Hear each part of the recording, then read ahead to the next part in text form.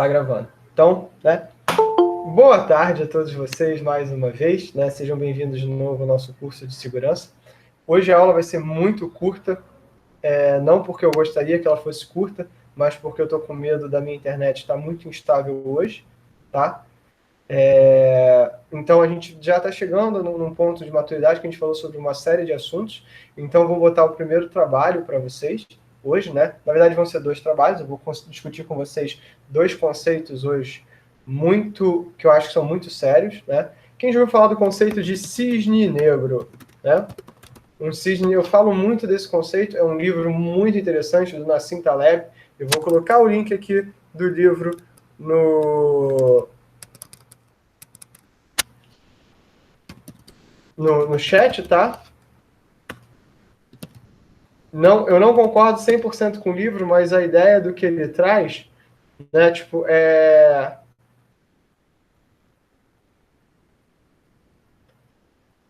o que ele traz tipo assim, é extremamente interessante, né? O conceito de que, na verdade, existe um conjunto de eventos, né, que são difíceis de serem preditos antes de acontecerem, um acontecimento que é improvável, e que depois do ocorrido as pessoas vão querer fazer com que ele seja mais previsível do que ele é, né? Então, né, a ideia que o Nassim Taleb ele prega é que existe uma grande incerteza sobre qualquer previsão que a gente faça, porque prever o futuro, né, e antecipar ele é muito difícil, porque o conhecimento que a gente tem é muito menor do que aquilo que a gente não sabe.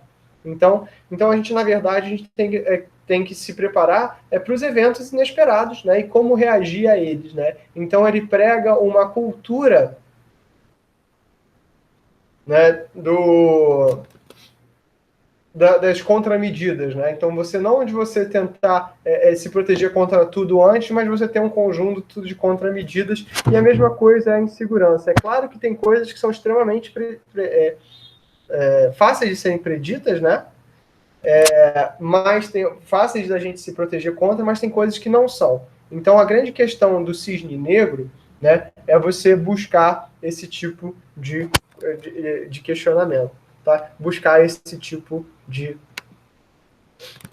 pensamento, né? O que, na verdade, como é que eu posso me proteger das coisas? Então, o primeiro trabalho que eu vou pedir para vocês é o seguinte: dado tudo que a gente conversou, o que para vocês seria um cisne negro em segurança? Vocês vão escrever um texto de 1 página sobre isso, tá? Assim, redação do vestibular, tá, galera? Para vocês que estão, então, assim, 5 parágrafos, 5 linhas, uma lauda, né? Tipo, tamanho, letra 10, eu vou botar tudo isso lá no trabalho, mas eu quero 1 página, não quero nego discorrendo longas, dissertações sobre o assunto. Eu quero que vocês me apresentem um problema de segurança que vocês caracterizam como um cisne negro. Quem já vinha acompanhando o curso antes da pandemia, já fez esse trabalho. Quem veio acompanhando o curso antes e não fez esse trabalho, está tendo mais uma chance. E para vocês vai ser a nossa primeira avaliação, que é o pensar a segurança como um evento. Não pensa a segurança só como uma falha técnica, mas como uma série de eventos muito reais. Pega um caso real e mostra, né? Me apresenta esse caso real. A título de curiosidade, vocês vão encontrar na web algumas entrevistas do Nassim Taleb, onde ele coloca o tema do cisne, o tema da pandemia não como um cisne negro.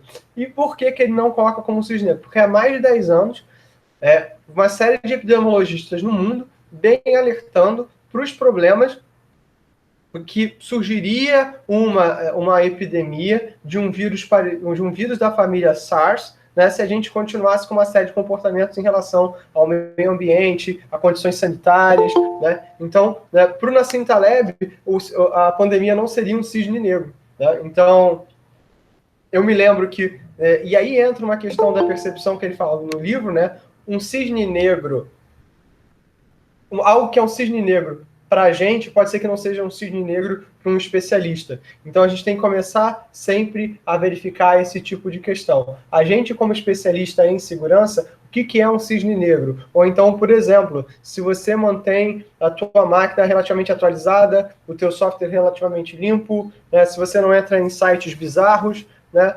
você tem uma expectativa menor de ser alvo de pragas digitais do que alguém que está usando o Windows XP. E antes que alguém ria, eu conheço muita gente usando o Windows XP até hoje, tá? Por pior que isso possa parecer. E o cara, meu Deus, tô com um spyware aqui, o que será que aconteceu? Amigão, eu não faço ideia do que será que aconteceu. Então, assim, essa é a primeira questão do que eu acho que a gente deveria tratar. Esse vai ser o primeiro trabalho, eu vou botar o link dessas duas atividades no grupo. Relembrando, eu estou tentando fazer as coisas hoje, né, de forma mais sucinta, para que, justamente por causa das inconsistências da minha internet hoje. Então, sobre desenvolvimento seguro, é a aula 6, a ideia é que a gente comece a pensar no nosso projeto. Então, o que eu coloquei para a maior parte de vocês é o seguinte: eu não vou dar prova. Né? Gente, não tem condição. Né? Não tem condição de eu ficar dando prova. Eu falei isso na primeira aula. Eu não. É um estresse. Eu odeio corrigir prova. Eu não acho que vocês aprendam através da prova. Eu não acho que, por um período remoto da prova, onde você depende da internet para se comunicar, isso seja, tipo assim, humanamente gentil. O professor que quiser dar, pode dar, eu não tenho nada com isso, né? Mas eu não quero dar prova, não. Então, todas as nossas avaliações vão ser trabalhos, eu acredito, né, no poder de fazer. Eu acho que eu sou de um instituto que vem de pesquisas e aplicações computacionais, então a aplicação, para mim, é muito importante. Então, a ideia é a gente aprender na marra, fazendo software seguro, tá? Então, eu vou liberar vocês em grupos de 3 a 5 pessoas. Tá? Cláudio, mas e se o meu grupo tiver 6? São dois grupos de 3. E se meu grupo tiver 2? Procura mais outra pessoa. Ah, mas e se não procurei e ninguém me ama? Então faz com 2. Mas mais do que 5 eu não quero. Vocês estão cientes do que eu falei? Porque está gravando. Eu não quero. Eu não vou deixar. E se der mole, ainda divido a nota por 2, para ser um para cada grupo. E vocês aí estão de fuleiragem. Então não é para estar de fuleiragem, é para fazer o trabalho direito. Né? Então, a ideia eu vou falar um pouquinho sobre o que é esse trabalho, mostrar esse arcabouço do IBGE de Programação Segura, que eu desenvolvi para o IBGE no meu curso, e o projeto em si. Então, eu sempre digo que todo projeto de software seguro ele tem que ser reativo e proativo. Né? Preventivo no sentido de que eu vou buscar as vulnerabilidades conhecidas, eu vou seguir os padrões da OWASP, né, para tentar produzir software, e reativo no sentido, beleza, aconteceu algo que não estava previsto, aconteceu um cisne negro, né? E o que eu faço em função disso? Tá? Quais são as contramedidas que eu tenho? Né? O que eu vou fazer para o meu futuro? Então, o projeto de software seguro, né? E aí eu falo projeto de software, eu já não estou mais falando de projeto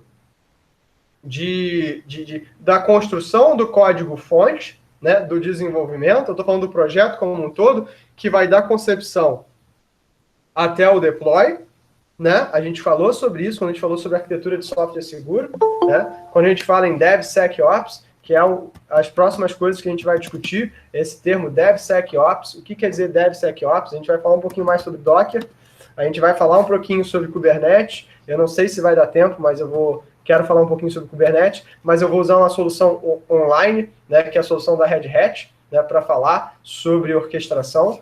Por que, Cláudio, que a gente vai usar a solução online da Red Hat? Primeiro, porque eu acho que a solução é muito elegante, e segundo, porque eles têm os módulos de treinamento online que são irados da gente trabalhar. E eu gosto bastante quando as coisas funcionam, tá?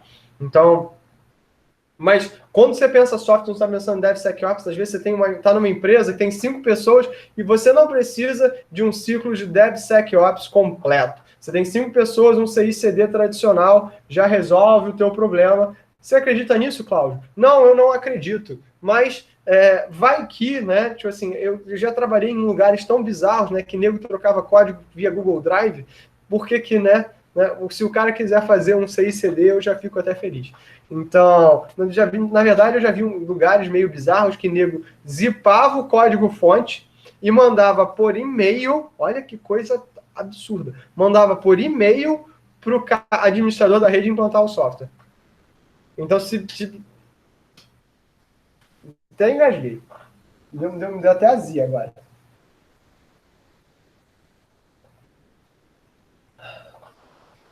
Isso não é sério, né, gente? A gente sabe que não dá para fazer assim. Não pode.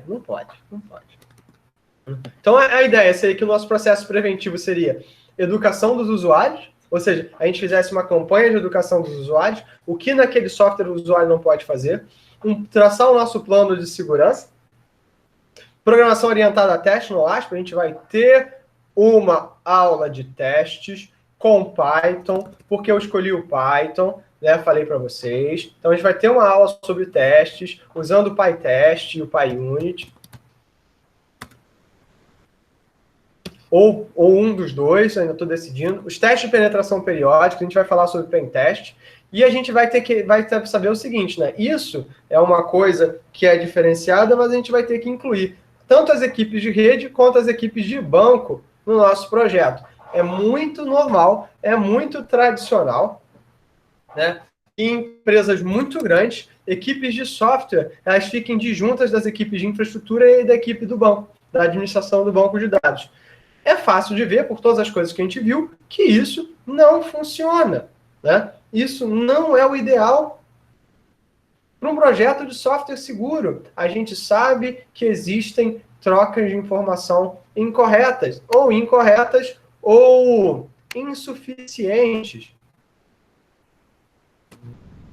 Mas nós, o tempo todo, a gente vai querer, né, melhorar essa questão. Então, dentro do processo preventivo, que seria o ideal, se não houvessem cisnes negros, se a gente tivesse toda a informação sobre o projeto de software, se a gente soubesse todos os requisitos de segurança, a gente conseguiria fazer software seguro. Mas a gente discutiu em várias ocasiões que isso não é verdade. Que isso tem falhas, que isso tem problemas, né? Que isso tem dificuldades. Então, a gente não quer, né, se gerar probleminhas. Né? Então, a gente vai primeiro fazer esse componente preventivo só para proteger das coisas que a gente sabe que são problemas.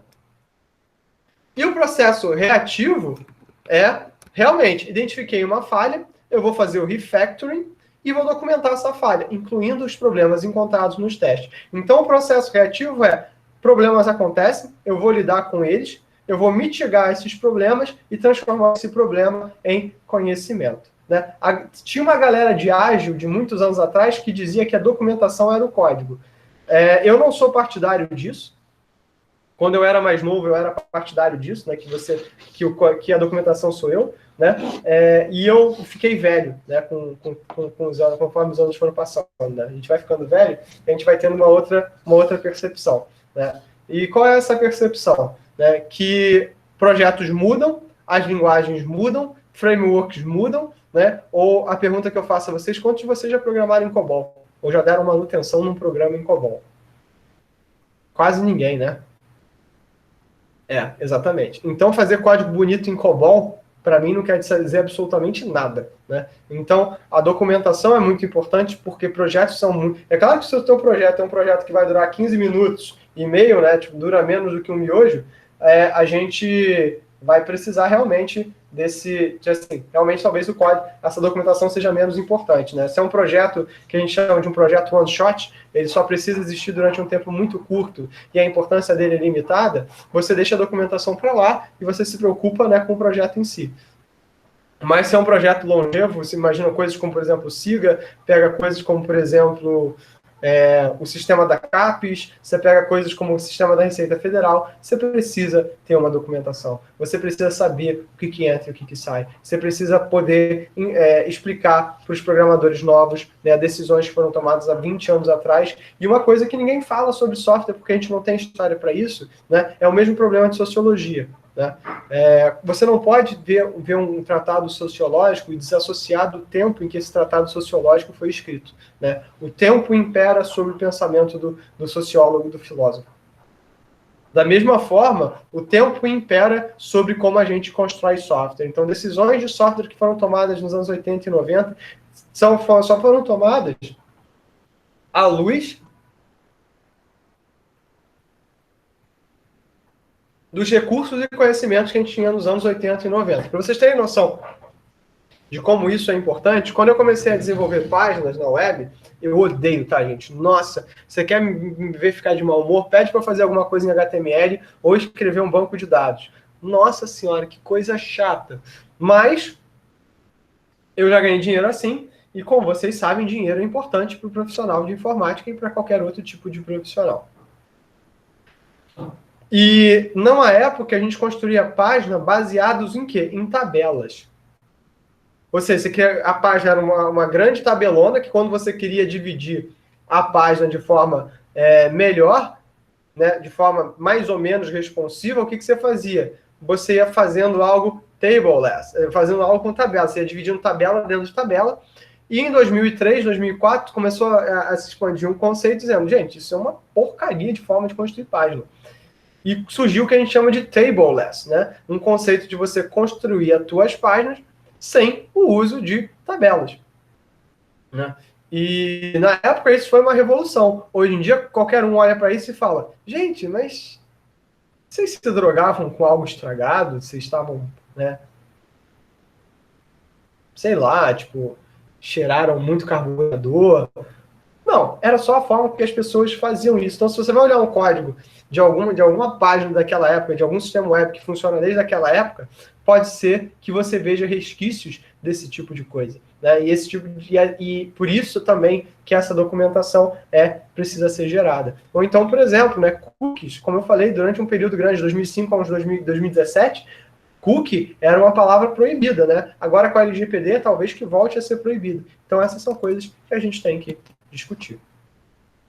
Então, eu criei esse roteiro, né? É um conjunto de passos que a gente tem que se preocupar quando a gente gera software, e isso aqui é muito focado em software para web, né? Que eu acho que é onde a maior parte dos softwares vai estar. E a primeira coisa de cada projeto é delimitar o escopo desse projeto, né? Ou seja, o que na verdade eu quero construir? Isso parece óbvio, mas as pessoas têm uma tendência à megalomania. Então, assim, delimitar um escopo fechado é a primeira coisa que você vai ter como requisito de segurança. A segunda coisa é criar um plano de segurança. Aí eu volto na RFC 2196, onde vocês vão ter, né, os insumos necessários para esse plano de segurança.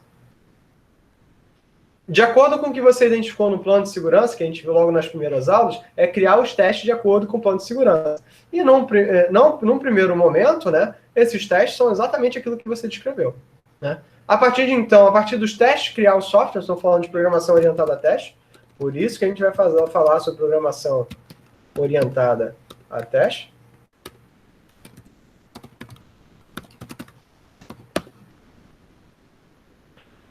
Incluir testes de penetração na rotina, ou seja, pen test, também vamos falar sobre pen test ao longo do curso. E revisar periodicamente de acordo com as rotinas do OWASP. Então, eu botei para vocês lá na página um curso do Coursera, né, para vocês darem uma olhada, é um projeto guiado, acho que ele dura umas 4 horinhas, que é uma construção de um software usando, né, as rotinas do OWASP. Atualizar de acordo com as novas versões do OWASP e os padrões de projeto, né, que vocês forem adotando. Então, esse é um feijão com arroz, que eu acho bem feijão com arroz, né? Então, o que eu quero que a partir de agora vocês façam é o planejamento, né? Então, vamos gerar um sistema de gerência de cursos, né? No caso do exemplo, era do IBGE. Mas vamos gerar, ao invés de gerar um sistema de gerência de cursos, pensem em uma aplicação web que vocês queiram fazer, tá? E vamos buscar mapear todas as ferramentas que a gente viu nessa primeira parte do curso, e a gente vai começar com a RFC 2196, que é o Site Security Handbook, que é a nossa aula 1 lá do curso. E a gente vai criar o relatório da aplicação, quais serviços, quais pessoas, quem na sua organização deveria se movimentar para que essa aplicação fique pronta, tá? O passo 2 são os testes. Quais são os requisitos funcionais e não funcionais dessa aplicação? Quais testes eu devo produzir para poder atender esses requisitos, né? E essas são as duas coisas que eu quero que a gente pense aqui. Aqui tem algumas referências, né?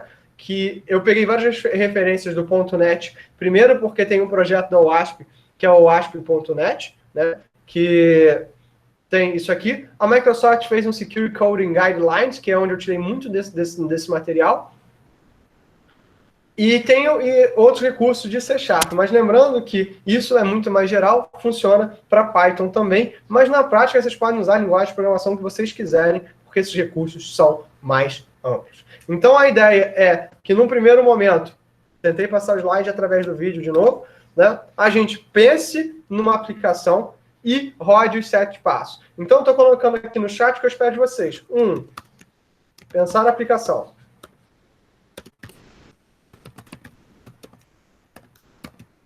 2. Passar pelos 7 passos. Mas o entregável inicial, a gente vai dividir isso em vários pequenos entregáveis ao longo do curso. É o plano de segurança. Então, eu quero que vocês pensem numa aplicação em trios, discutam uma aplicação e construam o plano de segurança baseados na RFC 2196. Esse plano de segurança é um documento de texto. Tá bom?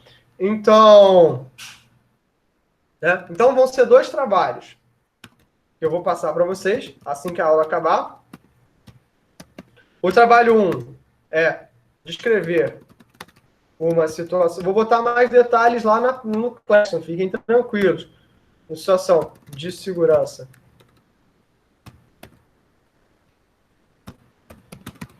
que seja considerado um cisne negro. Recomendo o livro. Eu não gosto muito de como ele escreve, mas a ideia é positiva. E 2, construir plano de segurança de uma aplicação.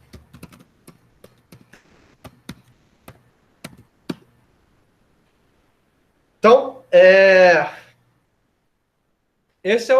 isso marca o seguinte: a gente está no começo de outubro agora, hoje é o dia 30 de setembro, a gente teria mais um mês de aula, então aproximadamente um mês já se passou, né? Um mês e uns quebrados, um mês e meio. Então, a gente já vai começar agora a gerar insumos. A gente viu muita coisa, a gente viu uma introdução à rede, a gente introduziu segurança, viu vários conceitos de segurança, então acho que já está na hora da gente começar a ter as nossas atividades sendo feitas. Tá bom? Dúvidas, traumas ou desilusões? Coisas que vocês queiram perguntar? Não, na verdade, construir o plano de segurança... Eu não entendi, Breno, desculpa. Esses 2 e a oficialização do trabalho de construir o plano. Né? O 2 é a construção do plano, né? Descrever a situação de segurança e a construção do plano. Só que a construção do plano é parte de um projeto maior que a gente vai fazer ao longo da disciplina. Gente, se alguma coisa não ficar clara, não se acanhe de perguntar, não, porque às vezes eu sou confuso mesmo. Tá bom? Esse do cisne negro é só para vocês pensarem em algo um pouquinho fora da caixa e exercitarem a capacidade de vocês de escrita. Mas, tirando isso, bicho, é tranquilão.